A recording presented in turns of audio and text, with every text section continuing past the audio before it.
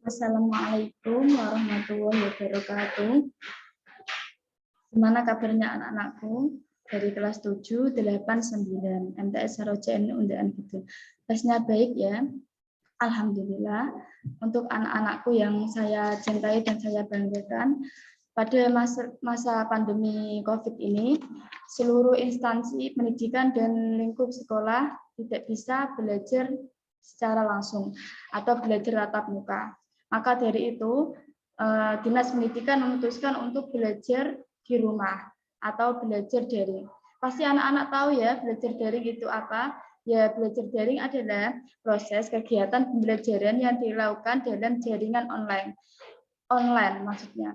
Tentunya berbeda dengan pembelajaran secara langsung, di mana siswa bisa bertatap muka dengan guru atau teman satu kelas. Sedangkan pembelajaran daring, siswa tidak bisa tatap muka dengan guru dengan teman atau dengan yang lainnya. Dan dilakukan dengan jarak jauh dengan menggunakan alat komunikasi handphone. Di sini pasti ada kendala ya dalam melakukan pembelajaran jarak jauh. Nah, di sini Ibu akan memberikan materi tentang bimbingan dan konseling, yaitu cara belajar efektif di masa pandemi. Bagaimana sih cara-caranya Bu agar bisa belajar efektif di masa pandemi ini? Ya, ada 5 cara. Yang pertama, manajemen waktu yang tepat. Yang kedua, atur tempat belajar yang nyaman. Yang ketiga, fokus dan serius. Yang keempat, jaga komunikasi dengan pengajar dan teman kelas. Yang kelima, lakukan istirahat sejenak. Nah, dari 5 cara tersebut, Ibu akan menjelaskan satu-satu ya. Cara yang pertama, yaitu manajemen waktu yang tepat. Bagaimana sih manajemen waktu yang tepat, Bu? Yang pertama, ikuti jadwal pelajaran dengan disiplin. Yang kedua, tentukan target harian dan jam belajar setiap paginya. Yang ketiga, atur waktu belajar dengan teratur. Yang keempat, awali belajar sesuai jadwal agar tidak tertinggal materi saat pembelajaran online. Misalkan hari Senin, jadwalnya matematika, ya harus diikuti jadwal matematika, bisa membagi waktu. Kalau jamnya pagi buat belajar ya belajar, jangan jam pagi buat bermain, nanti bisa keteteran. Yang cara kedua yaitu atur tempat belajar yang nyaman. Kalian pasti paham ya, tempat belajar yang nyaman bagaimana? Tempat yang nyaman untuk belajar akan membuat kalian lebih fokus untuk belajar. Misalkan belajar di kamar, di tempat yang nyaman dengan tempat yang bersih, tata ruang belajar sesuai selera kalian. Misalkan di meja ada dikasih bunga, dikasih kipas, biar kalau belajar tidak kepanasan. Dan jangan ada bantal ya, nanti kalian bisa ngantuk. Yang ketiga, cara yang ketiga yaitu fokus dan serius. Bagaimana sih fokus dan serius itu, Bu? Ya, selama melakukan pembelajaran di internet, terdapat banyak sekali mengganggu proses pembelajaran. Misalnya godaan untuk menonton TV, menonton video, mengakses media sosial, Facebook, Instagram, atau apa-apa yang lain itu, hingga membaca konten berita yang tiba-tiba muncul seringkali dilakukan tanpa rencana sebelumnya.